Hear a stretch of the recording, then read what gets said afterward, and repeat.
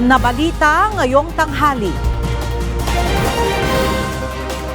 2025 General Appropriations Bill ganap ng batas matapos aprubahan ni Pangulong Ferdinand Marcos Jr. Paglagda sa 2025 national budget ni Pangulong Ferdinand Marcos Jr., sinabayan ng kilos protesta ng mga militanteng grupo. Kamara, nais paimbestigahan ang mga peke at malisyosong posts at ulat sa social media platforms. At naitalang insidente ng sunog ngayong 2024, mahigit 11% mas mataas kumpara noong taong 2023 ayon sa Bureau of Fire Protection.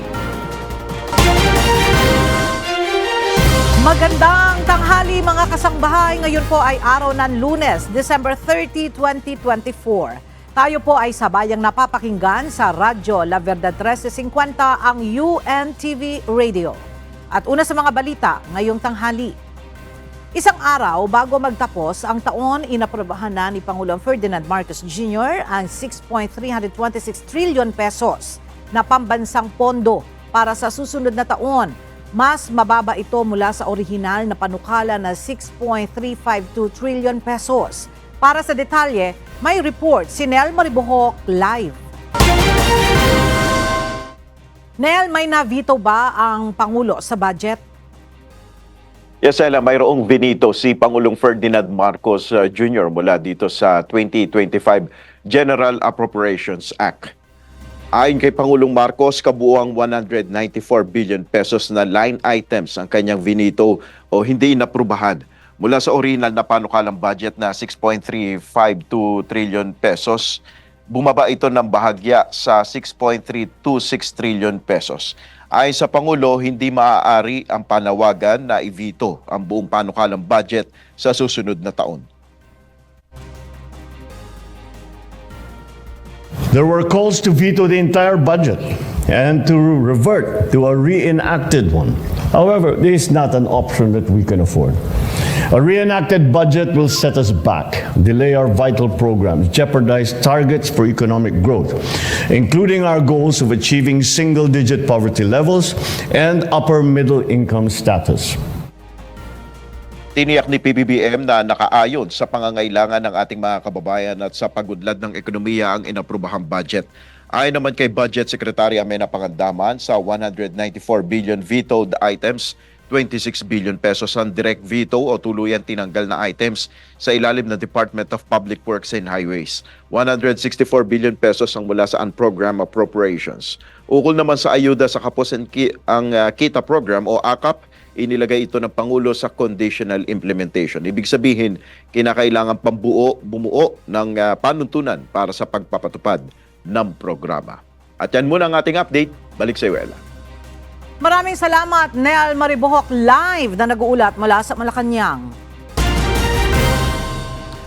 Sinabayan ng kilos protesta ang paglagda ni Pangulong Bongbong Marcos Jr. ng Fiscal Year 2025 General Appropriations Act. Ayon sa mga militanteng grupo, inalisan ng pondo ang mahalagang social services, samantalang pinaigting naman ang pork barrel infrastructure sa higit 6 trillion pesos na pambansang pondo para sa taong 2025.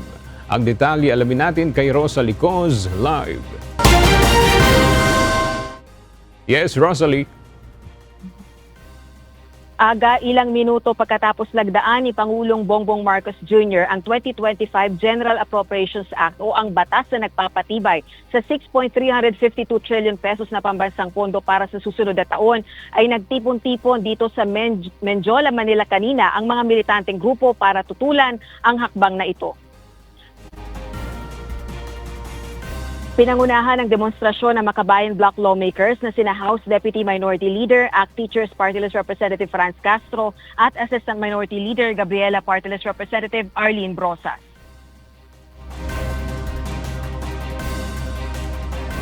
Serbisyo sa tao! Huwag gawing negosyo! Huwag gawing negosyo! Serbisyo sa tao! Anila, napakalaking insulto sa mga guro, healthcare workers at mamamayan na binawasan ng pondo para sa kanilang mga serbisyo habang binubusog umano ang mga kaalyado sa politika. Sa pamagitan umano ito ng pinalobong pondo sa Department of Public Works and Highways o DPWH, gayon din ang pagpapanatili ng malaking pondo para sa militar. Dagdag pa ng mga ito, hindi rin sapat ang idinagdag na budget para sa sektor ng edukasyon na dapat ay pinaglalaanan ng pinakamataas na alokasyon taon-taon. Giit din nila hindi sapat yung 10 araw na pagrepaso sa yearly appropriations at dapat ibinalik ito sa Kongreso para madagdagan ng budget para sa serbisyo publiko. Pag-aaralan naman ng makabayang block lawmakers ang mga opsyon nila kaugnay ng nilagdaang pambansang pondo habang hindi pa nakikita ang buong detalye kaugnay nito. Kabilang na yung posibilidad na paghahain ng petisyon sa Korte Suprema oras na matukoy na questionable ang constitutionality nito. Agaan nila ang mahalaga ngayon ay nakakapagsalita ang publiko kaugnay ng mga hinihinalang irregularidad sa pambansang pondo. Balik sa iyo, Aga. Maraming salamat, Rosalie Cool. Ipinagdiriwang ngayong araw ang ika-128 taong anibersaryo ng pagkamartir ng pambansang bayani na si Gato C. Rizal. Kanina, sa kabila ng masamang panahon, pinangunahan ni Pangulong Ferdinand Marcos Jr. ang pag-aali ng bulaklak sa dambana ni Rizal sa Luneta Park. At para sa ibang detalye, may report si Benedict Samson live. Benedict, ano-ano ang mga naging mensahe ni Pangulong Marcos Jr. sa ating mga kababayan kasabay ng paggunita ng Rizal Day? Magandang umaga, Ella. Bagamat may samanga ng panahon ay tuloy yung pag-aalay ng bulaklak ni Pangulong Ferdinand Marcos Jr. kasama ang first family sa bantayog ng ating pambansang bayani na si Gat Jose Rizal sa Luneta Park kanina. Pagdating ng Pangulo ay dumako agad sa isang flag raising ceremony kasama ang ilang matataas na opisyal ng pamahalaan. Matapos nito ay isinagawa na ang wreath laying ceremony kasama ng Pangulong Marcos Jr., the National Historical Commission of the Philippines Chairman Regalado Jose Trota Jr.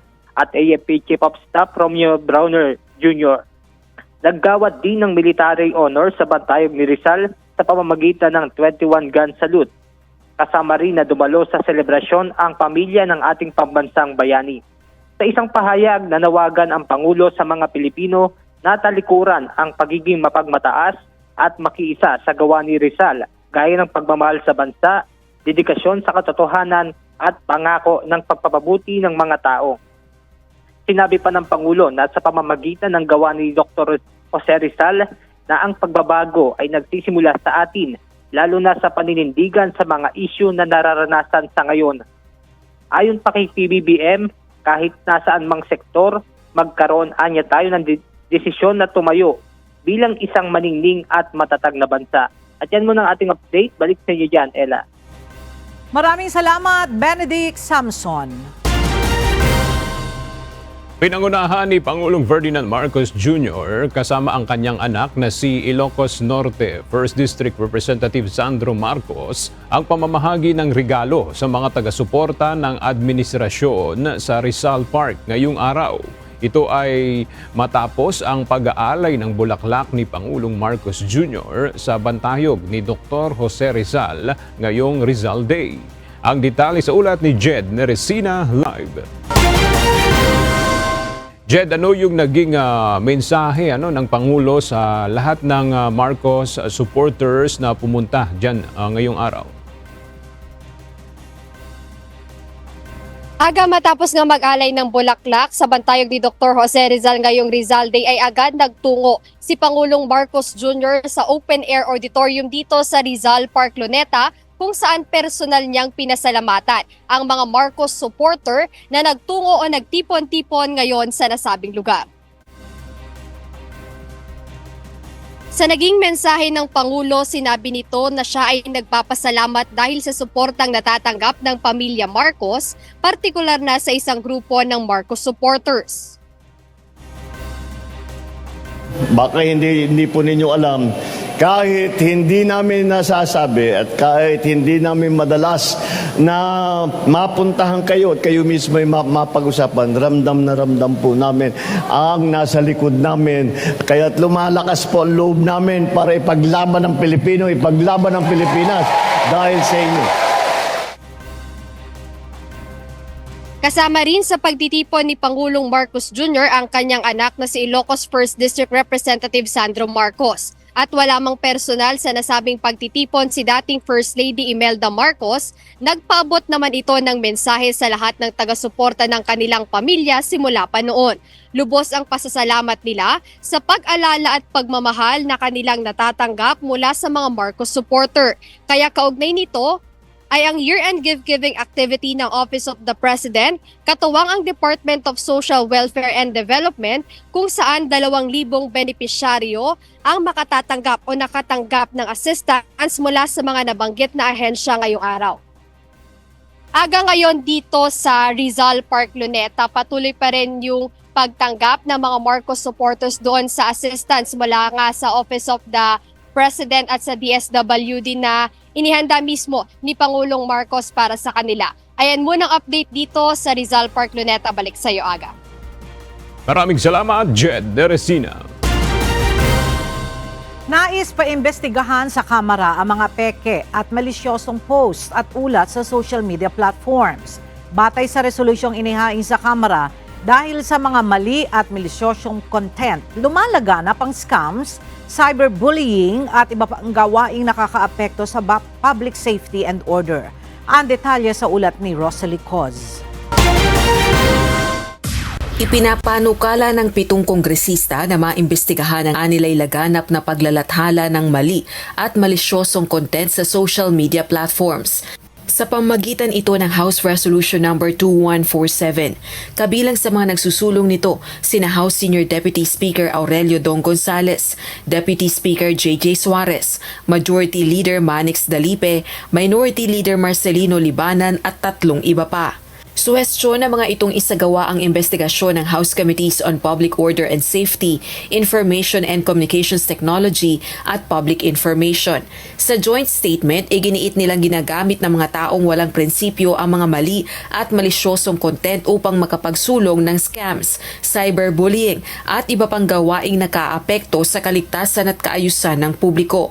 Dagdag pa ng mga ito dahil sa mabilis na pagdami ng social media platforms, lumalaganap din nila ang mga content na maaring magligaw sa publiko, makasira sa reputasyon ng mga individual at institusyon. Samantala, pagtitiyak naman ng mga kongresista, isasagawa ang pagdinig habang isinusulong at prinoprotektahan ang kalayaan sa pananalita at digital safety. Isa sa publiko rin ang deliberasyon, findings at mga rekomendasyon kaugnay nito. Rosalie Coz, UNTV News and Rescue. Diyos ang aming sandigan, serbisyo publiko ang aming pinahahalagahan.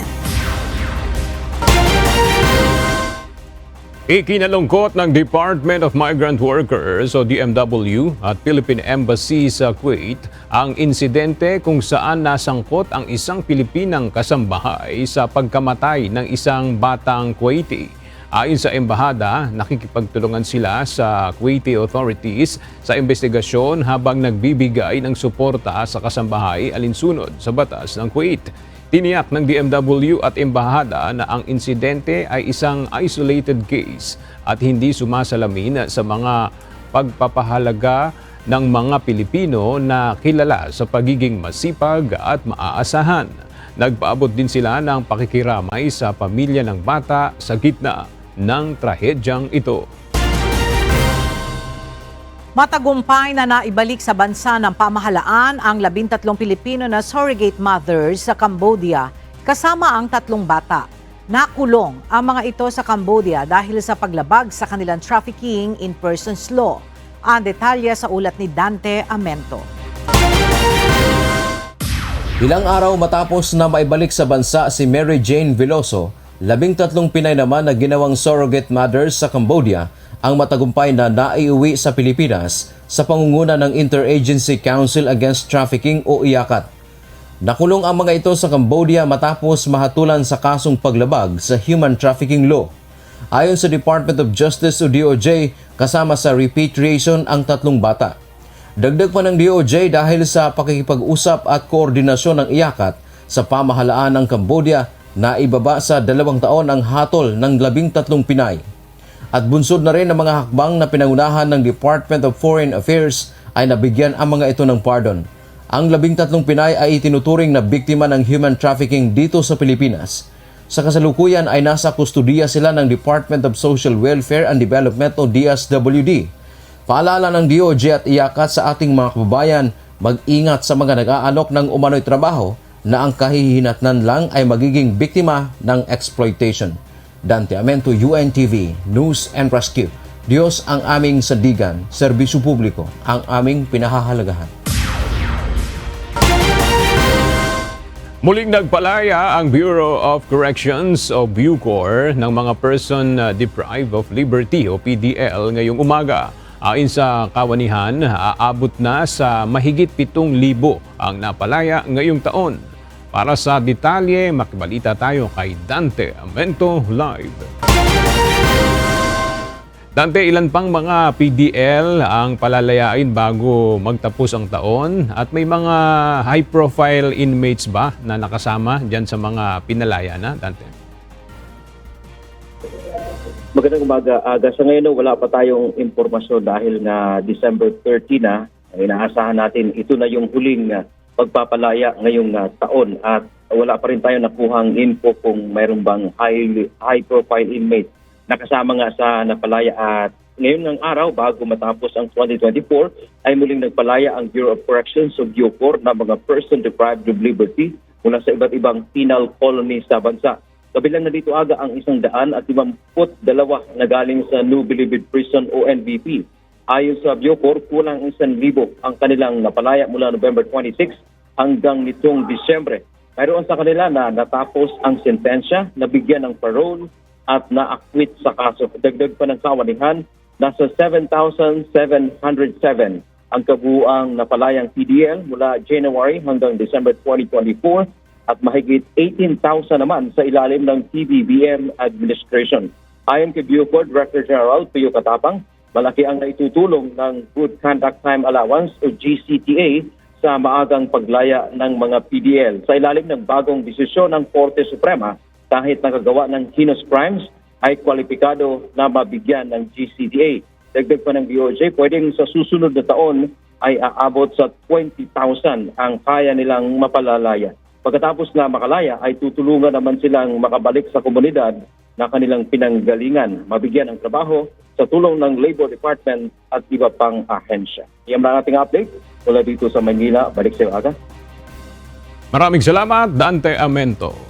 Tumaas ng mahigit 10% ang naitalang mga insidente ng sunog sa buong bansa ngayong taon kumpara sa nakalipas na taon, batay sa ulat ng Bureau of Fire Protection. Para sa detalye, makibalita tayo kay Ryan Lacanlale Live. Ryan, ano yung nakikitang pangunahing dahilan ng pagtaas sa mga insidente ng sunog ngayong taon? Aga, sunog mula sa mga basura papunta sa mga structural, sunog sa mga farmland o sakahan, at sunog galing sa electrical ignition ang nakikitang sanhi ng Bureau of Fire Protection. Sa ulat ng BFP ngayong taon ng 2024, umabot sa 18,217 ang fire incident sa buong bansa. Mas mataas ito ng 11.2% sa naitalang 16,387 noong 2023. Ayon kay Fire Superintendent Anneli Carbajal Atienza, tagapagsalita ng BFP, marami pa rin sa mga sunog ang sanhi ay electrical ignition sa mga residential area. Ang nakita nating trend is yung community ay meron pa rin, sabihin na natin, kakulangan pa rin at kumbaga human error when it comes to pagiging conscious in using our electricity sa home. Sa datos, tumaas ang bilang ng sunog pareho sa structural at non-structural occupancy. Bumaba naman ang bilang ng sunog na sanhi ng vehicular accident. Pero tumaas ang bilang ng mga nasawi sa sunog ngayong taon na umabot sa 338 kumpara sa 320 noong nakalipas na taon. Tumaas din ng 27.4% ang mga naitalang nasaktan sa sunog ngayong 2024. maging ang ari-ariang natupok ng apoy ay umabot sa 13.8 billion pesos. Ang sunog na sanhi ng kapabayaan ay tumaas din ng 252.6% at maging ang natural cause of fire ay tumaas ng 142.3%. Samantala, buwan ng Disyembre o sa ngayong buwan ng Disyembre, bumaba ang naitalang sunog sa buong bansa kung saan nasa 886 na lamang ito na higit na mababa kumpara sa halos 1,300 noong Disyembre noong 2023.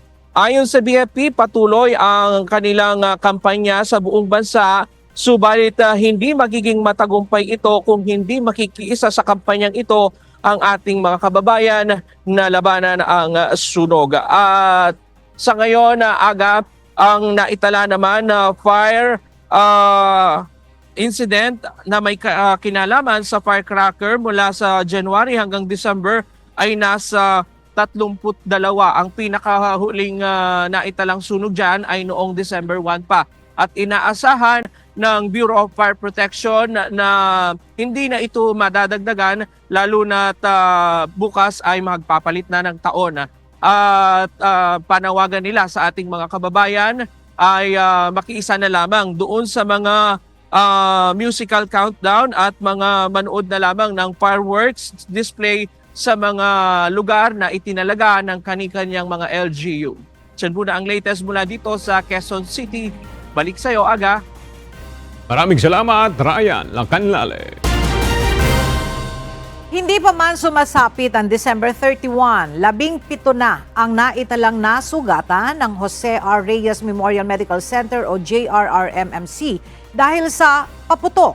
Nananatili namang nakataas ang white alert status sa ospital para sa inaasahang pagdagsa ng mga fireworks-related injuries. Mula sa Maynila, makibalita tayo kay Asher Cadapan Jr. live. Asher, nakakakita ba ng pagtaas sa bilang ng mga fireworks-related injuries ngayong taon dyan sa JRRMC?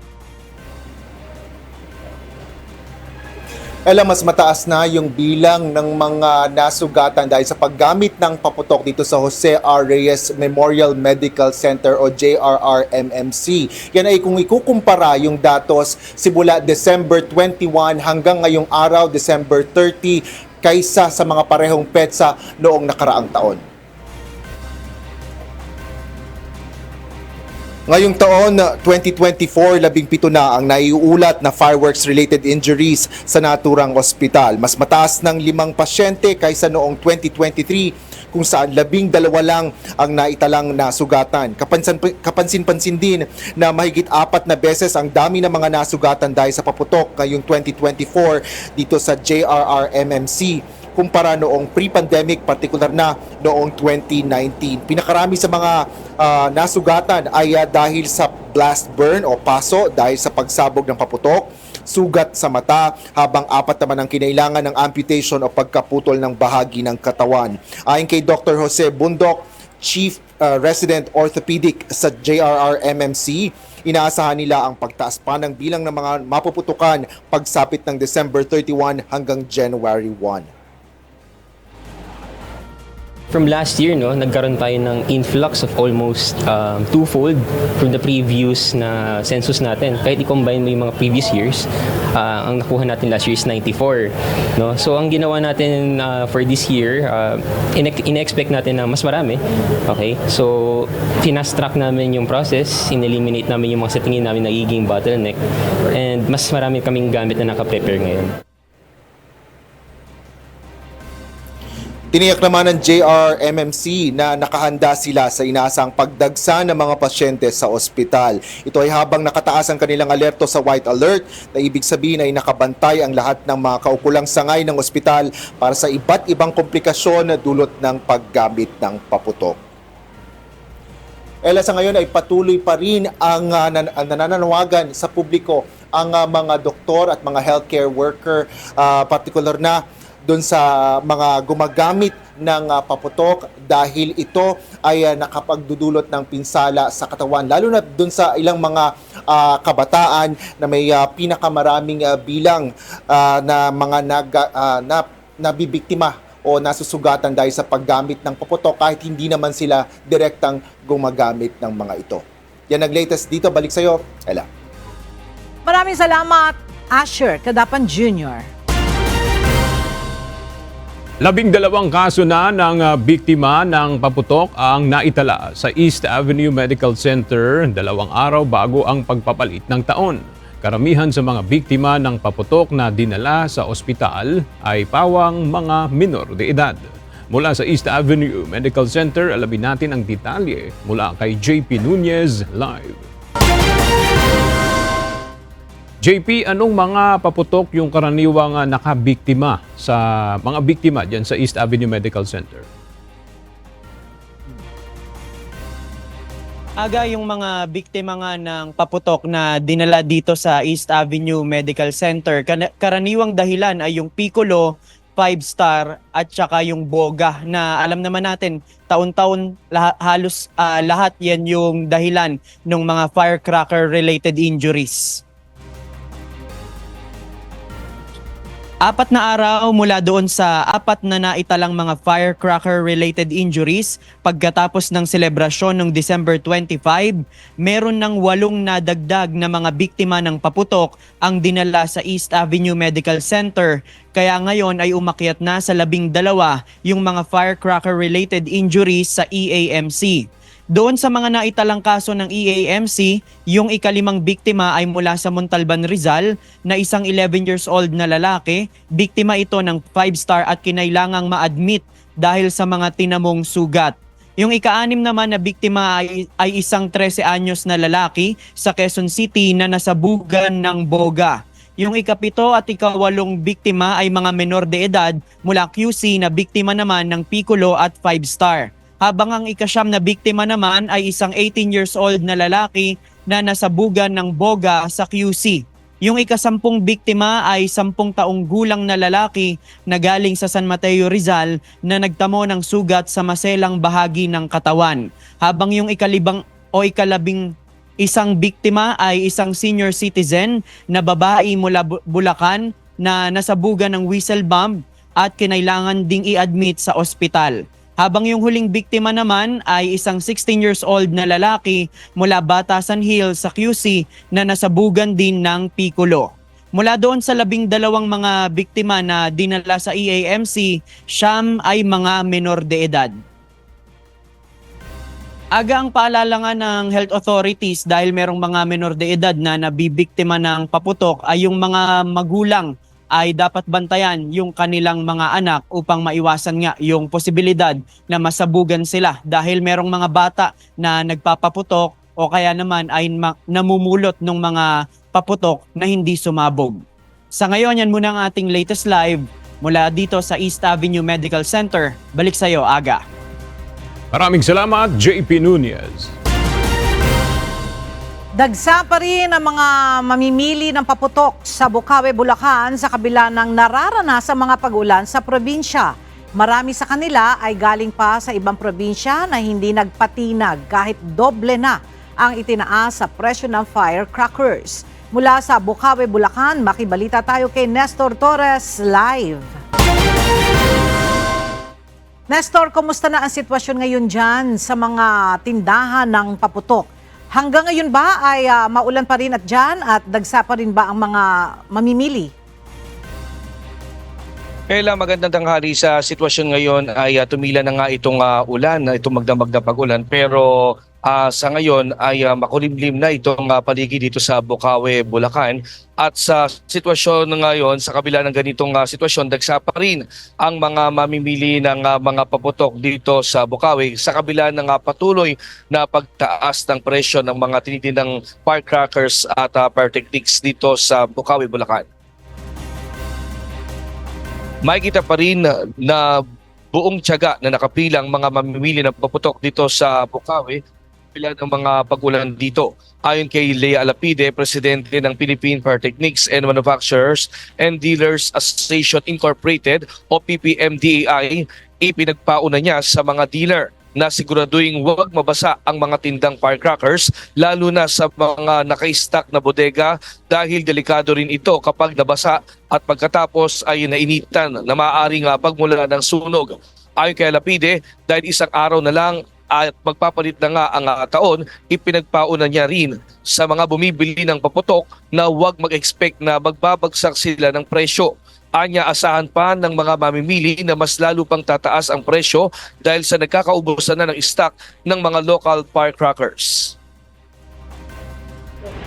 Sa mga darating na araw, aasahan din naman natin yung pagtaas ng presyo ng mga ibang paputok o pailaw dahil nakadepende po yan sa stock ng bawat dealer. So sana pumunta na po kayo para makapamili ng mas maaga nang hindi kayo maabutan ng masyadong pagtaas ng paputok. Samantala, marami naman ang naghahabol na makabili na ngayon kaysa bukas dahil inaasang mas maraming tao ang magtutungo dito. Pag mga ganun, 31, syempre, minsan marami ng tao, masikip na yun sa daan. Hassle pa. Samantala, ang kwitis ng nakaraang linggo lang ay 7 pesos, ngayon ay 11 pesos to 15 pesos na per piraso. Ang sawa na dating 4,000 ngayon ay 5,000 pesos na. Ela, sa sitwasyon dito sa Bocaue, Bulacan, kung mapapansin mo sa aking likuran ay marami pa rin mga pumipila sa mga bawat tindahan ng paputok dito at sa ngayon nga ay traffic din dito sa lugar dahil maraming mga sasakyan galing sa iba't ibang probinsya ang nagtutungo dito sa Bocaue, Bulacan. Pero wala namang naitatalang mga insidente ng sunog or anumang mga naputukan dito sa Bocaue. Pero sa sitwasyon ngayon ay nakabantay ang Bureau of Fire Protection kasama yung PNP at Provincial Disaster Risk Reduction and Management Council dito sa Bulacan na 24 hours na naka-alerto at magbabantay kung sakaling magkaroon nga ng anumang mga problema dito sa probinsya ng Bulacan, partikular dito sa Bocaue. At yan ang ating latest live mula dito sa Bocaue. Balik sa iyo, Ella. Maraming salamat, Nestor Torres. Mahigit 7,000 firecrackers at boga o improvised pyrotechnic devices ang nakumpiska. Habang 7 na ang naitalang naputukan bago sumapit ang pagpapalit ng taon sa probinsya ng Rizal. Para sa detalye ng balita, may report si Jenica Cruz mula sa Rizal Live. Jenica, ano yung ginawa ng mga otoridad hinggil sa mga kumpiskadong paputok? Oo. Aga kanina nga ay nagsimula na nga din na pinukpok at binasa ang mga nakumpiska nga ng mga iligan na mga firecrackers. Kabilang nga na dito ang mga libo na mga boga na nakumpiska ng Rizal Police Provincial Office. At ngayon nga, aga ikasama nga natin ang Police Provincial Director nga dito sa Rizal, si Police Colonel Felipe Maragon. Po. Mahigit 6,000 na mga firecrackers ang nakumpiska ng Rizal PNP sa kabuuan ng lalawigan. Bago pa lamang ang pagpapalit ng taon, mas madami ang nakukumpiska ngayong kumpara sa nakaraang taon. Kabilang sa mga nakinumpiska ay mga expired na mga paputok na ibinebenta pa sa iba't ibang mga lugar sa Rizal. Karamihan nga sa mga ito ay illegal at walang lisensya sa pagtitinda ng paputok. Kaya kanina isang simultaneous ang ginawa ng PNP Rizal hinggil sa mga kumpiskadong firecrackers at pyrotechnic devices dito na pinagpupukpok ang mga improvised o boga habang binasa naman at ibinaon naman ang karamihan sa mga paputok. Nauna nga narito ang ginawang inspeksyon sa tindahan ng mga paputok ng PNP Rizal para masiguro ang kahandaan ng probinsya sa ligtas na pagpapalit ng taon. Paalala naman ng Rizal PNP na sumunod tayo sa guidelines na magbenta lamang na naaayon at pinahintulutang pyrotechnics at firecrackers upang sa ganon ay maiwasan ang aksidente o masaktan. Ikiusap tayo sa ating mga kababayan na huwag na po kayong bumili ng mga ganitong klaseng paputok dahil mga delikado at malagay lang po sa alanganin ng ating mga kababayan, lalo na po yung mga kabataan. Samantala, sa tala naman na inilabas ng Provincial Health ay umabot na sa 7 na naputukan simula December 21, isa sa Rodriguez, isa sa Angono, dahil sa 5-star, 3 sa Taytay at San Mateo, dahil sa Boga, isa naman sa Cainta dahil sa whistle bomb. At ngayon nga ay kasama nga natin aga ang Provincial Director natin si Police Colonel Felipe Maragon. Sir, magandang tanghali po. Sir, aga. Sir, ano po ba yung mga tinututukan pa po natin at bukod doon sa pag-iikot natin sa mga tindahan nga dito sa Rizal? Well, tuloy-tuloy po no, yung dating consistent operation against illegal prohibited firecrackers and pyrotechnics. At tuloy-tuloy ito, lalo na nung pagpapalapit na yung New Year, ay mayroon tayong expect na may mga last minute selling or buying ng mga paputok. So yun po ang tututukan natin. Ayan. Ayan. Bali aga itong simula nga nakaraan pa ay nakaantabay na nga ang Rizal Police Provincial. At bukod dito, meron din sila dito sa Rizal PPO na command center na kung saan kasama nila dito ang Bureau of Fire din para isahan din halimbawa magkaroon man ng sunog nga dito sa lalawigan ay madali ang komunikasyon aga. Jenica, tanong natin kay Police Colonel Maragon. Sir, ito pong mga nakumpiskang mga paputok, ito po ay sa mga physical store po ito, di po ba sir? Meron po kasing meron ring nagtitinda doon sa mga online naman. Paano po ba yung approach natin sa Rizal patungkol naman doon sa mga illegal na paputok na itinitinda online?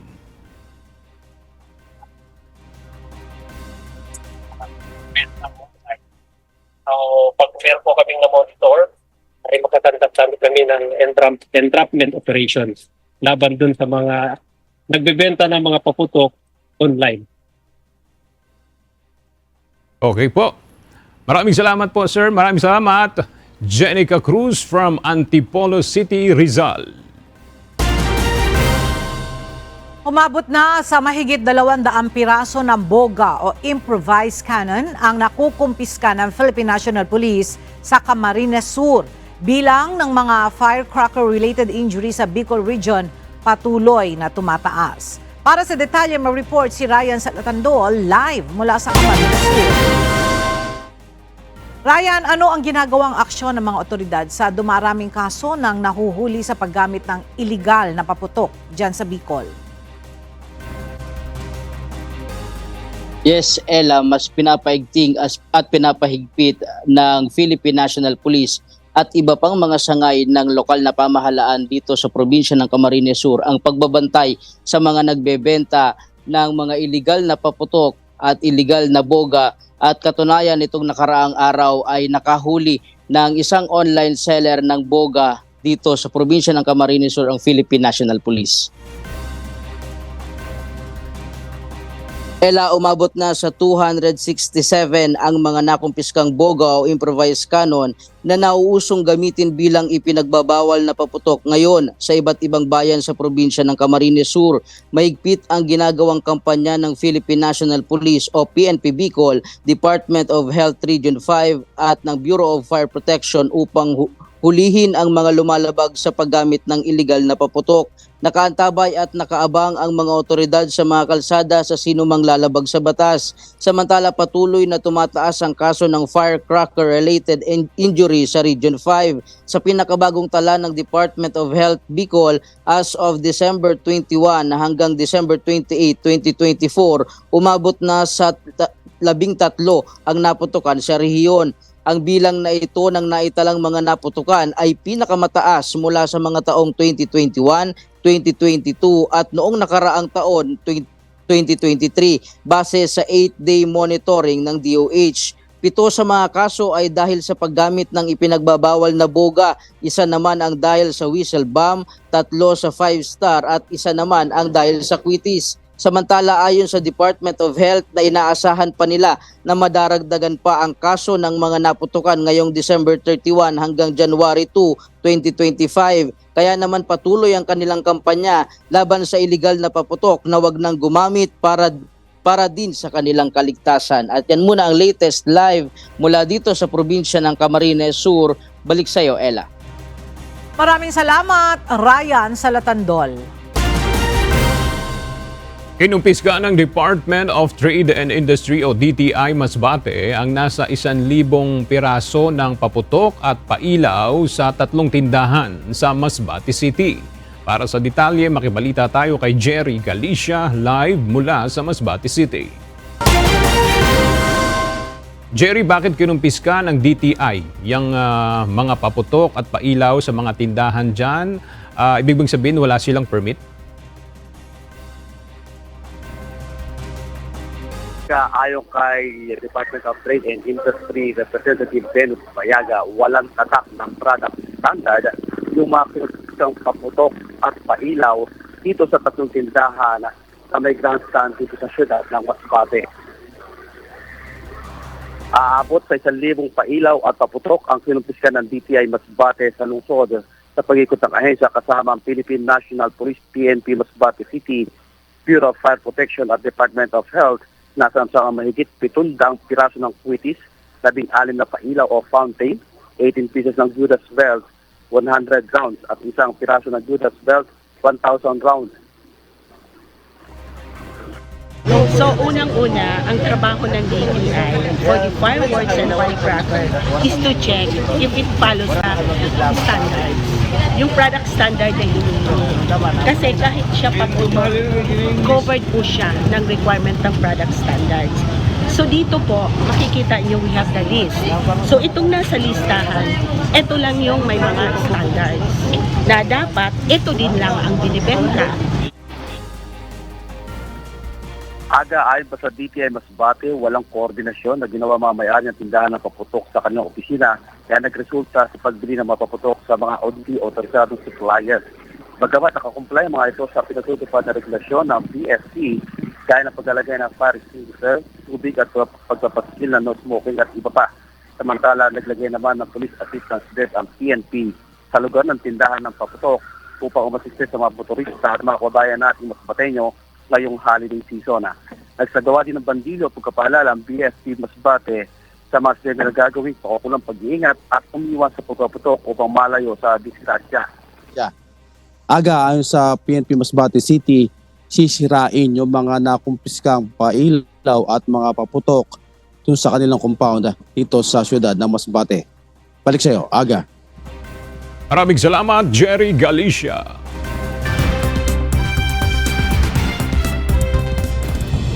Pumanaw na sa edad na 100 taong gulang si dating US President Jimmy Carter. Itinuring na longest living former US President si Carter na nahalal bilang ika-39 na Pangulo ng Amerika. Nanungkulan lamang ng 4 na taon si Carter at mas pinili ang pribado at simpleng buhay bilang isang manunulat. Itinatag ni Carter ang The Carter Center na nagtataguyod ng conflict resolution, democracy, disease prevention at human rights protection sa buong mundo. Nagpaabot naman ng pakikiramay si US President Joe Biden sa pagpanaw ng kaibigan. Isang state funeral ang nakatakdang gawin sa Washington, D.C. bilang pagkilala sa dating US President. Millions of people all around the world, all over the world, feel they lost a friend as well, even though they never met him. And that's because Jimmy Carter lived a life measured not by words, but by his deeds. He built housing for the homeless with his own hands. And his compassion and moral clarity lifted people up and changed lives and saved lives all over the globe. Niyanig ang mundo ng aviation ng 4 na magkakasunod na pagbagsak ng eroplano sa loob ng 1 linggo. Pinakamalubha rito ang pagbagsak ng Jeju Air Flight 7C2216 sa Muan Airport, South Korea kahapon, December 29, na ikinasawi ng 179 na tao mula sa 181 na sakay. Pinaghihinala ang bird strike o masamang panahon ang sanhi ng insidente kung saan tanging 2 crew member ang nakaligtas ngunit nasa kritikal na kondisyon. Ito ang pinakamalalang air disaster sa South Korea sa loob ng 3 dekada. Samantalang iniulat din ang plane crash sa Azerbaijan, Canada at Norway dahilan upang muling manawagan ng mas mahigpit na aviation safety measures.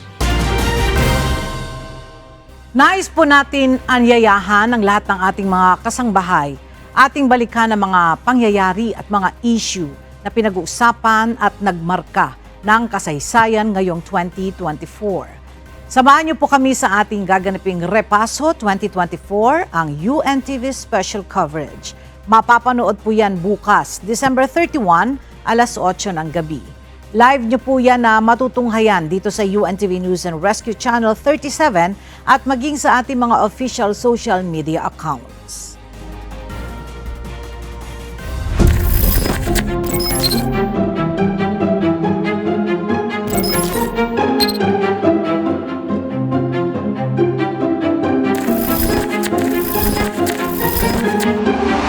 Sa darating na December 31.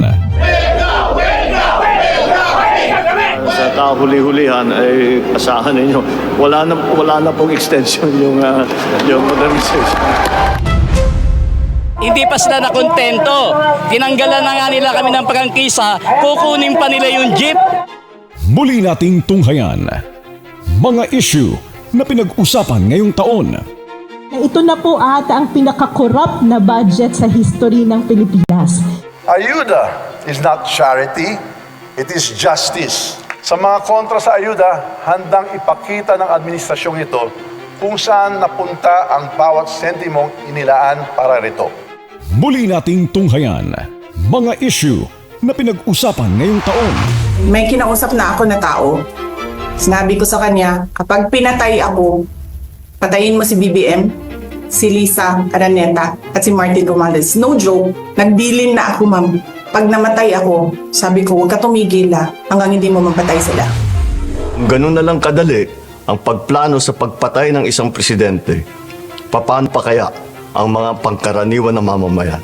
Yung ganyang kriminal na pagtatangka ay hindi dapat pinapalampas. Yan ay aking papalagan.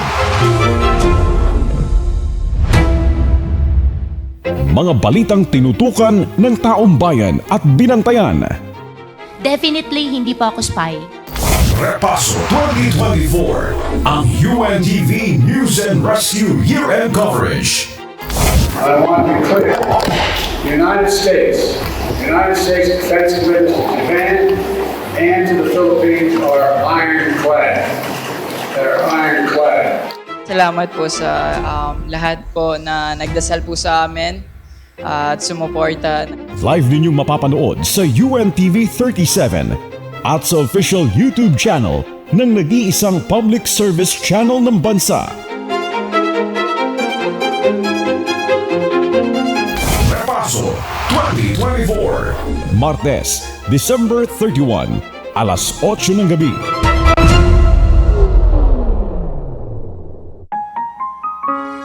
At sa ating pong iiwang mga salita ng Diyos na ating sandigan mula sa Aklat ng Kawikaan, Kapitulo 15, versikulo 2 at 4 na nagsasabi, ang dila ng pantas ay nagbabadya ng tuos ng kaalaman, ngunit ang pipig ng mga mangmang ay nagbubugso ng kamangmangan.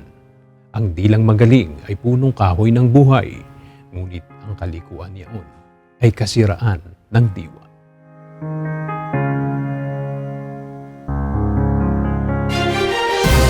At yan ang mga balitang aming tinutukan at inaksyonan dahil sa aming pagbabalita, una ang pagkalinga sa kapwa. UNTV CE News, may balita saan mang panig ng daigdig. At dito sa UNTV, Diyos ang aming sandigan, serbisyo publiko ang aming pinahahalagahan. Magandang tanghali.